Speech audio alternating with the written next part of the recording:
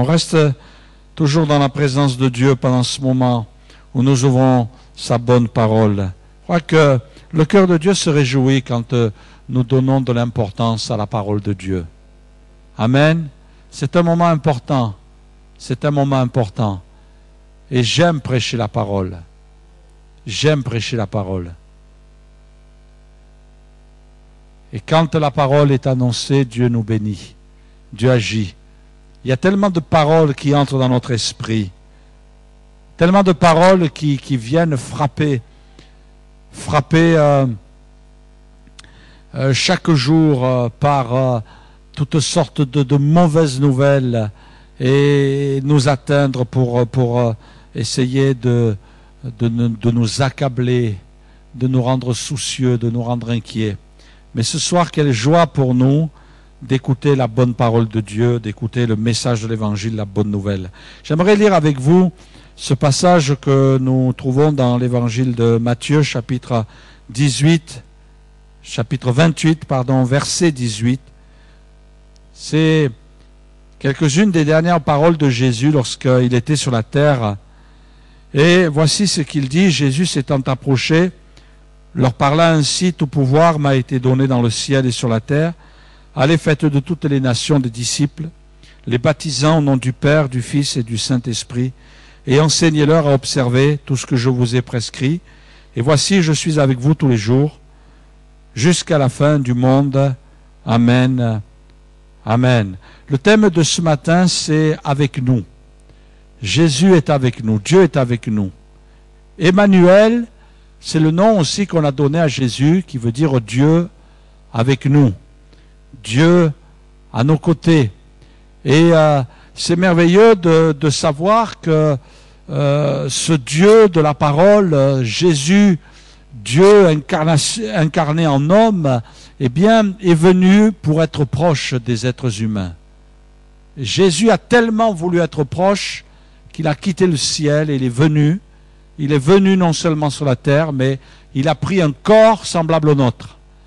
Avec tout ce qui peut se passer dans notre corps, tout ce qui peut se passer dans l'esprit humain, eh bien Jésus a connu cela. Et la Bible nous dit que quand il est parti, eh bien Jésus a envoyé le Saint-Esprit.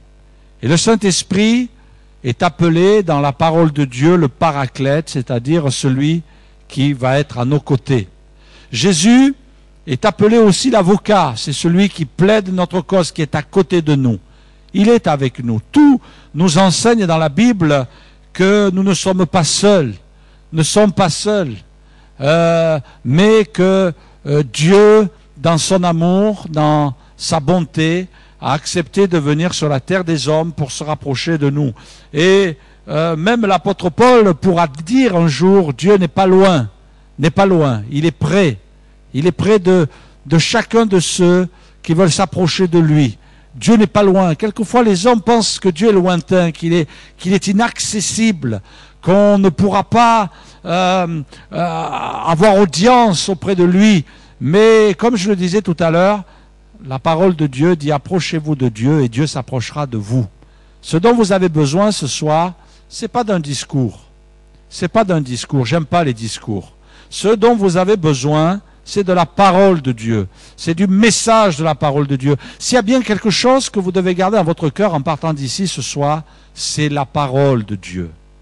C'est pas simplement des discours philosophiques ou religieux, mais c'est la parole de Dieu. Parce que la parole de Dieu engendre la foi. Et la foi va vous amener à prendre position, va vous amener à recevoir de la part de Dieu, va vous amener à entrer dans une dimension spirituelle. Ici, sur la terre des hommes, nous sommes dans une dimension naturelle. Mais Dieu, par la foi, désire nous entraîner dans l'impossible. C'est ce que nous apprend l'auteur de l'Épître aux Hébreux au chapitre 11. La foi nous entraîne dans l'impossible, dans l'irréalisable, dans l'irrationnel, dans l'inimaginable. Et Dieu veut nous conduire dans la foi. Dieu est avec nous, Jésus est avec nous. Ce que Dieu a voulu en envoyant Emmanuel, Jésus, c'est être avec nous, être proche de nous. En fait, ce qu'il y a d'important, c'est que pour Dieu, nous sommes ce qu'il y a de plus beau dans toute la création. Pourtant, quelquefois, quand on considère notre vie, quand on considère ce que l'on endure jour après jour, on se dit dans la création, je ressemble plus à une tâche qu'à autre chose. C'est pas vrai, mes amis. Pour Dieu, tu es quelqu'un d'important. Et j'aimerais vous parler de ce Dieu, de ce Sauveur qui veut être avec nous. On va lire ensemble une histoire qui, du moins on va la prendre en route. C'est un homme qui était possédé de plusieurs milliers de démons. Plusieurs milliers de démons. Et cet homme, quand il s'est approché de Jésus, eh bien, les démons l'ont agité violemment. Jésus les a chassés. Et ces démons ont demandé la permission d'entrer dans des pourceaux, dans des cochons. Et Jésus l'a permis. Et ces cochons se sont jetés dans la mer. Mais toujours est-il qu'au moment où le miracle s'est accompli, alors que dans tous les alentours on connaissait cet homme, on savait la manière dont il se comportait, on connaissait son attitude, on sait qu'il y avait de l'impureté en lui et peut-être qu'on avait peur de la part de cet homme, on avait peur qu'il violente les enfants, on peut tout imaginer, on avait peur qu'il violente les femmes, la nuit, on peut tout imaginer. Et même il avait une force, des forces que les démons lui permettaient de décupler, à tel point que quand on lui mettait des chaînes, il les brisait. Impressionnant, hein?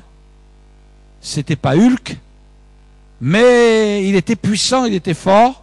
Et voyez-vous, la Bible nous dit que Jésus est intervenu dans sa vie.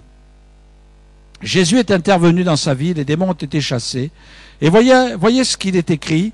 Ils vinrent auprès de Jésus et ils virent le démoniaque, celui qui avait eu la légion, assis, vêtu et dans son bon sens, et ils furent saisis de frayeur. Parce que pensez bien, personne n'avait pu dominer cet homme, mais Jésus l'avait délivré. Et non seulement il l'avait délivré, mais il avait fait de lui quelqu'un de tout à fait normal. Il était assis, il était vêtu, et était dans son bon sens. On continue la lecture. Ceux qui avaient vu ce qui s'était passé leur racontèrent ce qui était arrivé aux démoniaques et aux pourceaux. Et ils se mirent à supplier Jésus de quitter leur territoire. Comme il montait dans la barque, celui qui avait été démoniaque lui demanda la permission de rester avec lui. Vous voyez cette opposition, les gens ont supplié Jésus de quitter, et celui qui avait été délivré, il a dit à Jésus, reste. Permets que je reste avec toi. Hein?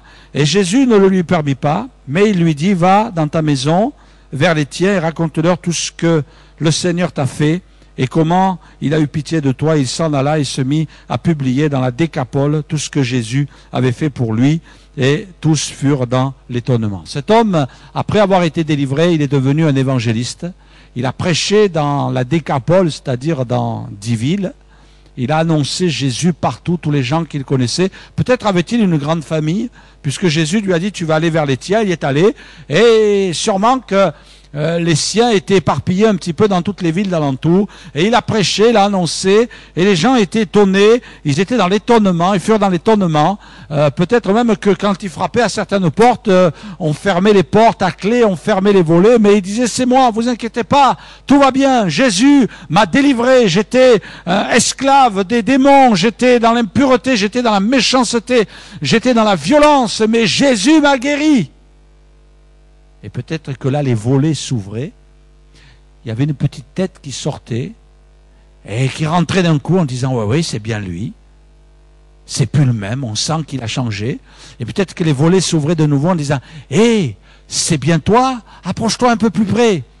Mais oui, c'est lui. Attends, je vais t'ouvrir la porte. Et là, on ouvrait la porte, il entrait dans la maison, et il témoignait, et il disait, voilà ce que Jésus a fait dans ma vie. Vous vous rappelez ce que j'étais? Ah oui, on s'en rappelle, hein. Eh bien maintenant je suis transformé. Amen. Jésus m'a changé. Jésus a fait du nettoyage dans ma vie. Hein? Il y a des nettoyages qui sont bons à faire. Hein?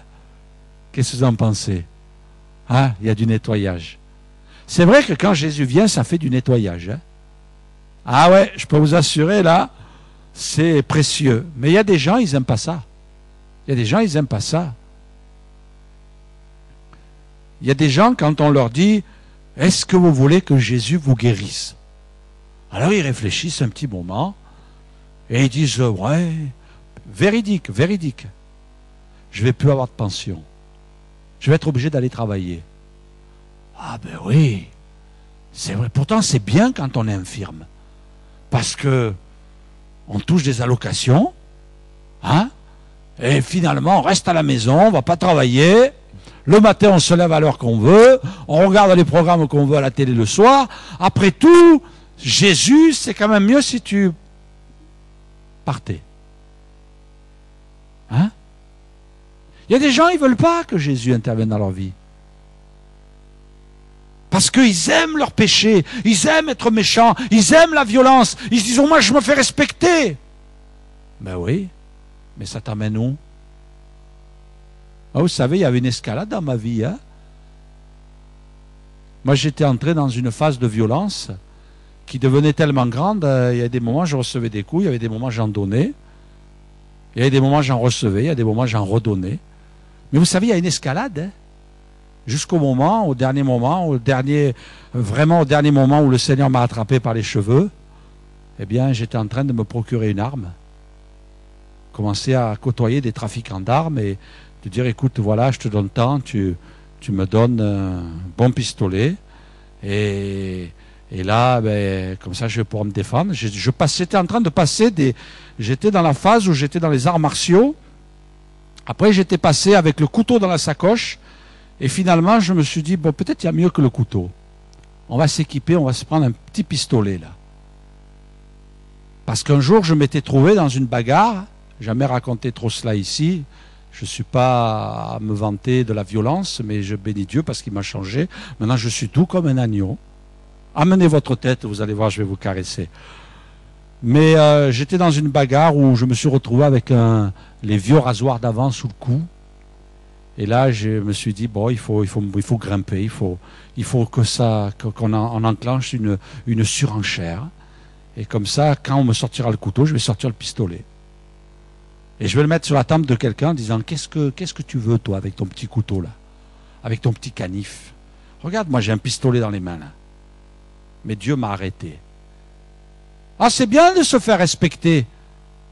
Mais ce qui m'a arrêté, c'est que quand les policiers ont commencé à fouiller la voiture de celui avec qui j'étais, et que sur dénonciation, parce qu'il y avait des gens qui avaient vu un petit peu le trafic, sur dénonciation, on a fouillé la voiture de celui avec qui j'étais, et les policiers ont trouvé l'arme.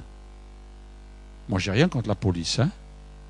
Ils ont trouvé l'arme, et devant mes yeux, là, on était 4 dans la voiture, et devant mes yeux, ils ont pris les 2 gars qui étaient devant, donc le conducteur et le passager, et ils leur ont mis les menottes, et ils les ont amenés au commissariat. Et je vous assure, ça m'a mis un choc. Ça a été déterminant. Je n'étais pas très âgé. J'étais un adolescent. Un adolescent qui aurait pu basculer dans la violence. Alors vous savez, quand Jésus vient dans une vie comme ça, il fait du nettoyage. Vous rendez tout. Vous rendez le pistolet, vous rendez les armes, vous rendez votre cœur. Et c'est vrai qu'il m'est arrivé de me trouver dans des situations où j'étais provoqué, où j'étais insulté, où j'étais menacé. Et de devoir vous retenir comme ça. C'est vrai que des fois on perd un peu la face. Parce qu'on se dit, mais qu'est-ce que je fais celui-là, je vais lui montrer un petit peu qui je suis. Parce que j'ai des restes encore. Hein. Je sais encore un petit peu me défendre. Hein. Je sais où mettre les coups de pied, les coups de tête et les coups de poing. Hein. Mais non. Des fois, on est humilié, on est rabaissé, et quelquefois on insiste pour vous rabaisser davantage. Mais je peux vous assurer, moi j'ai fait le choix, je préfère avoir la face de Dieu que la face des hommes. Eh oui. Quand Jésus vient, moi c'est mon témoignage, mais quand Jésus vient dans une vie, il fait du nettoyage. Oh, j'aurais pu dire, oh, mais je veux rester violent. C'est tellement bien, on va me respecter. Quand je vais arriver dans le quartier, on va dire, hey, vous reconnaissez celui-là là? Non, dans le quartier, je t'ai pointé du doigt, mais on m'appelait toutes sortes de noms bizarres, parce que j'étais chrétien. Mais je suis heureux d'être chrétien. Amen. Parce que Jésus change notre vie. Alors il y a des gens qui ont dit à Jésus, non, va-t'en, pars, quitte le territoire, va-t'en. Mais il y a un homme, lui, qui a dit, Jésus, permets que je reste avec toi. Amen. Permets que je reste avec toi. C'est tellement bon. J'en ai assez de la violence. J'en ai assez d'être dans la misère. J'en ai assez de souffrir. J'en ai assez d'être en contact avec les démons. Les serviteurs du diable. J'en ai assez. Moi maintenant, il n'y en a qu'un que je veux suivre, c'est toi, Jésus. Et vous savez, quand vous agissez comme ça, c'est merveilleux. Moi, je ne regrette pas une minute d'appartenir à Jésus. Pas une minute. Il y a quelqu'un avec qui je côtoyais de près à l'époque où j'étais dans la violence, qui lui a continué dans la violence. Ah, il avait beaucoup d'argent, parce qu'il raquettait, parce qu'il braquait dans les banques, il braquait les gens qui avaient de l'argent. Oh, il avait beaucoup d'argent, beaucoup d'argent, mais je ne l'ai jamais envié. Lui, il avait beaucoup d'argent, et moi, j'en ai pas beaucoup du tout. Mais je suis heureux d'appartenir à Jésus. Amen.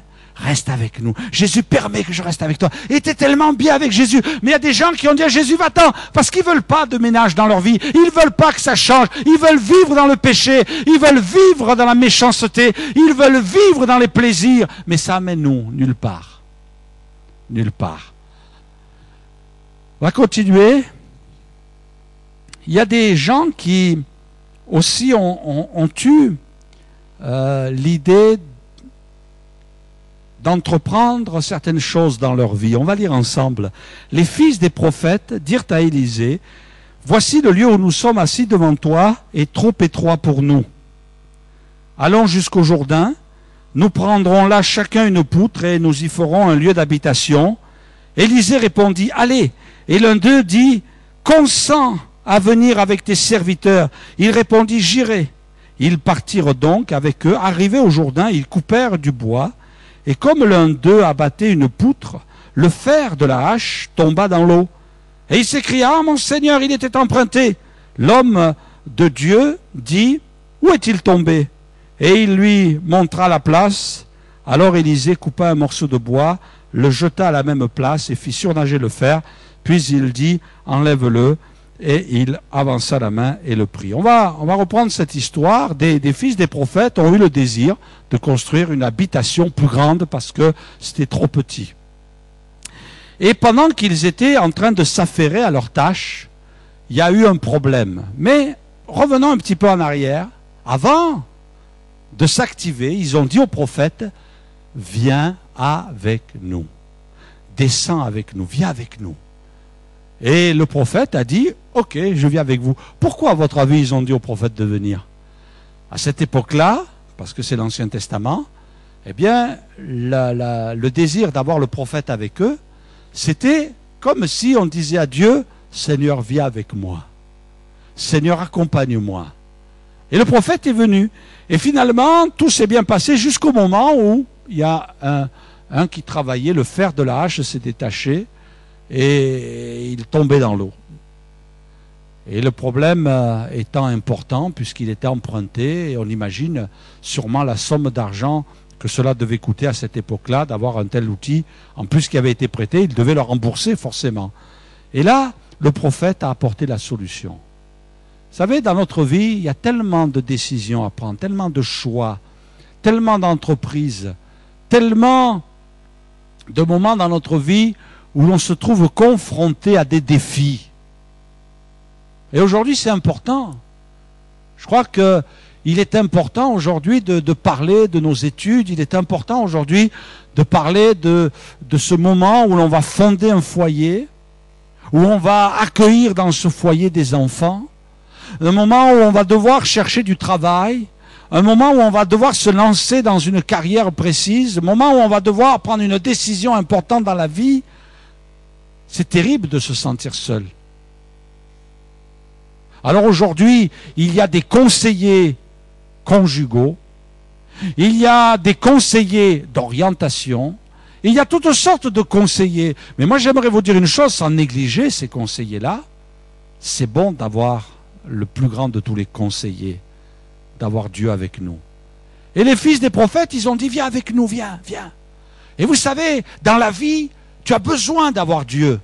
Tu as besoin que Dieu t'accompagne. Tu as besoin que Dieu t'aide. Et quel que soit ton âge, j'ai eu l'immense privilège de me convertir adolescent, de donner mon cœur à Jésus adolescent. Et ça a été un moment extraordinaire. Et je peux vous assurer que quand je conseille les jeunes, je leur dis, vous avez besoin de Dieu. Parce que dans un laps de temps très court, vous avez les plus grandes décisions de toute votre vie à prendre. C'est là où vous faites vos études. C'est là où vous passez des diplômes, c'est là où vous cherchez du travail, c'est là où vous êtes en train de penser à votre vie sentimentale. Vous imaginez, les plus grands drames aujourd'hui de notre société, c'est quoi? C'est les divorces, c'est les gens qui se trouvent au chômage, les gens qui sont malheureux, les gens qui souffrent dans leur cœur. Mais c'est bon de devoir dire à Dieu, viens avec moi dans la vie. Et c'est ce que Dieu te propose. C'est ce que Dieu veut pour toi. Viens avec moi dans la vie. Oui, j'ai besoin de toi. Ne me laisse pas seul. Je suis sûr qu'à un moment donné, dans votre vie, il vous est arrivé de passer par des problèmes, des difficultés.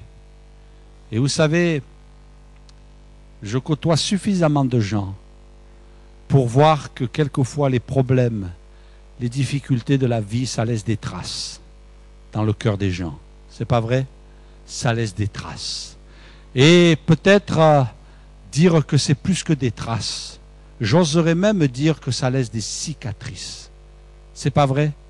On voit des vies quelquefois qui sont avec plein de cicatrices. Ça ne se voit pas physiquement, mais vous le voyez dans leur vie. Vous le voyez dans leur cœur, vous le voyez dans leur comportement, dans leur manière de réagir. Vous voyez toutes les souffrances qu'ils ont endurées. Mais j'aimerais vous dire une chose, c'est que peut-être vous ne pourrez pas éviter la difficulté. Vous ne pourrez pas éviter l'échec. Mais vous avez un recours. Vous pouvez vous tenir dans la présence de Dieu. La Bible dit, vous pouvez vous approcher du trône de la grâce pour être secouru dans tous vos besoins. Amen. Tous vos besoins. Tous. Tous vos besoins. Et Dieu est fidèle. Il est là près de vous. Est-ce que vous faites le choix de dire à Dieu, sois près de moi? Moi, je veux être proche de toi. Moi, je veux te suivre. Moi, je veux marcher avec toi. La Bible nous parle d'un homme qui s'appelait Jean, l'apôtre Jean. La Bible dit qu'il était près du cœur de Dieu. Il était près du cœur de Dieu. Il était toujours collé à Jésus. La Bible nous parle de David. Il était un homme selon le cœur de Dieu. C'est-à-dire, il était toujours à la recherche du cœur de Dieu. Il voulait être proche de Dieu. C'est bon quand Dieu est avec nous. J'aimerais vous dire une chose, mes amis. C'est très mauvais quand Dieu est contre nous.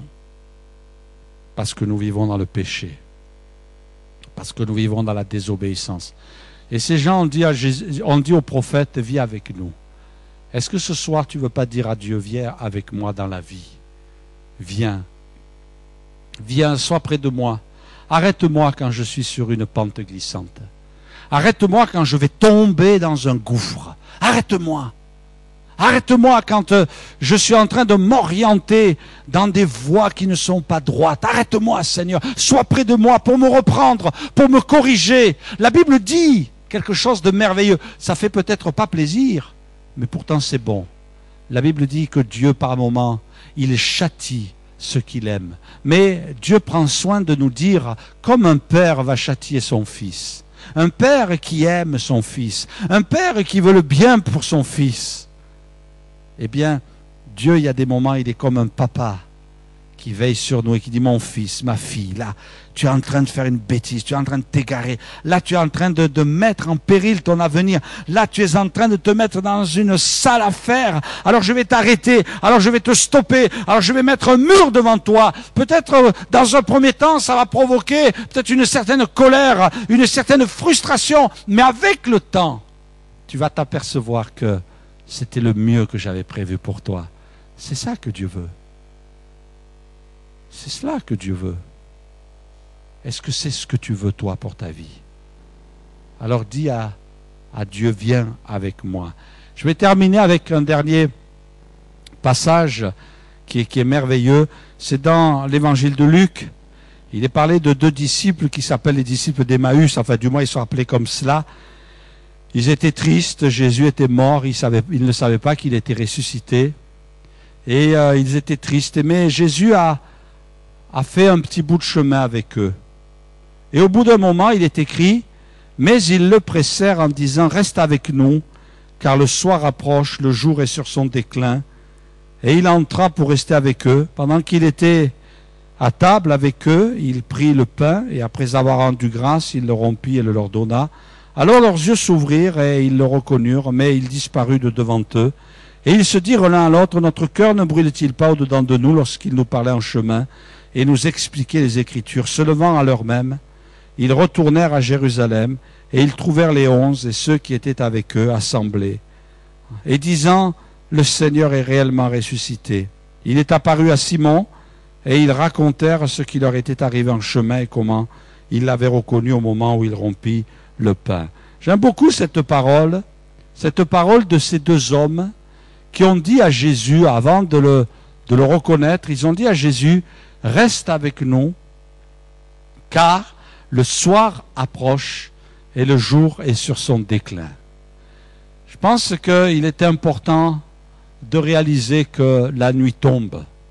Pas la nuit qui arrive petit à petit, là, ce soir, et qui va nous amener tranquillement dans notre lit pour passer une nuit de repos, enfin j'espère pour vous, à moins que peut-être quelqu'un s'apprête à aller au travail, c'est des choses qui arrivent. Mais bientôt, on va entendre l'appel de la couette qui va dire « Viens, viens t'enlacer dans mes bras. » Et parce que c'est vrai, il commence à faire frais là, hein, on va sortir les couettes bientôt. Hein, et les pyjamas d'hiver, les bonnets avec les pompons aussi. Hein, non? Ouais, il y en a qui en ont là, je vois dans vos yeux. Hein. Non, mais ce n'est pas de ce soir-là dont il est question. C'est le soir de l'humanité, c'est le soir de la fin du monde. Et finalement, nous sentons que la nuit s'épaissit. N'est-ce pas vrai? Quand nous entendons les nouvelles, quand nous voyons ce qui se passe, quand nous voyons les événements, les cataclysmes, toutes ces choses-là qui nous sont annoncées dans la parole de Dieu, eh bien nous sentons que le Seigneur nous dit « Je suis à la porte et je reviens bientôt ». Et je crois que nous sentons aussi que le monde dans lequel nous sommes est en train de se dégrader. Le pouvoir de l'argent. On entend parler de beaucoup d'argent, on entend parler de crise financière. Les gens, parce qu'il y a une crise financière, ils angoissent. Et ils sont dans la détresse. Et on s'aperçoit que c'est important d'avoir beaucoup d'argent, d'amasser le maximum. La Bible dit, si vous avez le vêtement, si vous avez la nourriture, cela vous suffit. La Bible nous dit de savoir nous contenter. Ah, c'est vrai, on a une belle chemise, et on se dit, ah, mais c'est celle-là que je veux. Oui, mais celle que tu as, elle est belle. Ah oui, Jérémie. Ah. Mais quelquefois on dit, pas Jérémie, mais quelquefois on dit, ah, mais je voudrais celle-là, on l'a pas, on la veut. Mais on est un petit peu comme ça. On est un petit peu comme ça. C'est la société. Nous sommes dans une société de consommation, les plaisirs. La Bible dit que dans les derniers temps, les hommes aimeront le plaisir plus que Dieu. Il faut faire attention, c'est un piège. Mais là, on a besoin de dire à Jésus, reste avec moi. Le soir approche, le jour est sur son déclin, reste avec moi. La Bible dit que dans les temps de la fin, il va y avoir de l'angoisse dans les nations. La Bible dit que ça sera tellement terrible, les gens demanderont la mort et ils n'arriveront pas à mourir. C'est terrible. Mais là, on a besoin, un petit peu plus de s'approcher de Jésus, de s'éloigner du mal, de s'éloigner du matérialisme, de s'éloigner des plaisirs qui mènent nulle part, et de dire à Jésus, Seigneur, reste avec moi. J'ai besoin de toi, Seigneur. J'ai besoin de toi. Parce que la Bible dit que des gens abandonneront la foi. Il y a des gens qui abandonneront la parole de la vérité pour se donner une foule de docteurs, de gens qui vont leur dire des choses agréables. Alors on a besoin de dire, Jésus, reste avec moi, que je puisse aimer ta parole, même si elle me reprend, même si elle me remet en question, même si elle me bouscule, même si elle vient quelquefois arracher de ma vie des choses qui ne te plaisent pas. Seigneur, reste avec moi. La nuit approche. Le monde plonge dans les ténèbres. La Bible dit que dans les derniers temps, il y aura de la confusion dans le monde spirituel. Les gens ne sauront plus vers qui il faut aller. Mes amis, si vous cherchez dans une religion, vous allez être dans la confusion. Il y a des gens, quelquefois, ils disent, pasteur, je ne veux pas abandonner votre religion. Vous avez raison, parce que nous, on n'en a pas. On n'a pas de religion à vous donner. On n'en veut pas. Nous, on a quelqu'un. C'est Jésus. Amen. Et c'est Jésus qu'il vous faut. Parce que les religions, elles ne valent rien. Elles ne mènent nulle part. Les religions ne peuvent pas vous sauver. Les religions entrent dans la confusion. Et si vous suivez une religion, vous allez plonger dans la confusion. Mais si vous suivez Jésus, vous ne serez jamais confus. Reste avec moi. Ces hommes, ils ont dit, oh Jésus, reste avec nous. Le soir approche, le jour est sur son déclin, il fait nuit. Pourquoi ont-ils dit cela? Parce que Jésus est la lumière du monde. Amen. Et dans la nuit, on a besoin de la lumière. Alléluia. Et ce soir, mon ami, ce dont tu as besoin, c'est de Jésus. C'est de Jésus. Alors vois-tu, tu en as besoin pour que ta vie change. Tu en as besoin pour qu'il fasse le nettoyage dans ta vie, pour qu'il enlève le péché, pour qu'il te transforme, qu'il fasse de toi une nouvelle créature. Tu as besoin de Jésus pour qu'il soit avec toi dans les difficultés de la vie, dans les problèmes de la vie, dans les défis de la vie, dans les décisions de la vie, dans les choix de la vie. Et tu as besoin de Jésus aussi parce que la nuit tombe. Et là, tu as besoin d'une lumière. Mes amis, ça va être la confusion de plus en plus. Les gens vont être déçus. Les gens vont être meurtris. Il y a un monsieur un jour, je vais terminer avec ce témoignage, un monsieur un jour qui est venu, il m'a dit, pasteur, j'ai quelque chose à vous avouer qui est terrible. J'ai du mal à dire ces choses-là. Il dit, j'ai cru dans une religion. Et c'était un homme, ce monsieur qui me témoignait. Il me dit, j'ai cru dans cette religion. Il dit, je me suis donné à fond dans cette religion. Il dit, j'y ai cru de tout mon cœur. J'y suis allé avec passion jusqu'au jour où le responsable religieux, comprenez bien, homme avec homme, m'a violé. Et il m'a dit, je suis cassé, monsieur. Et c'est vrai que dans les religions de ce monde, on est déçu, on est trahi, et j'oserais même dire, on est abusé. Mais Jésus ne te trompera jamais. Jésus ne te décevra jamais. Jamais ici on vous dira de vous convertir à un homme. Jamais ici on vous dira de vous convertir à un mouvement. Jamais. Jamais. Moi, c'est le b.a.-ba qu'on m'a enseigné le jour où je suis entré dans le ministère. On m'a dit, ne prêche jamais un mouvement. Les mouvements, ils sont nuls. Ils valent rien. On m'a enseigné qu'il fallait jamais prêcher de religion. On m'a enseigné qu'il fallait jamais dire des titres. Il y a des gens, quelquefois même, peuvent se convertir à des mouvements au milieu de nous.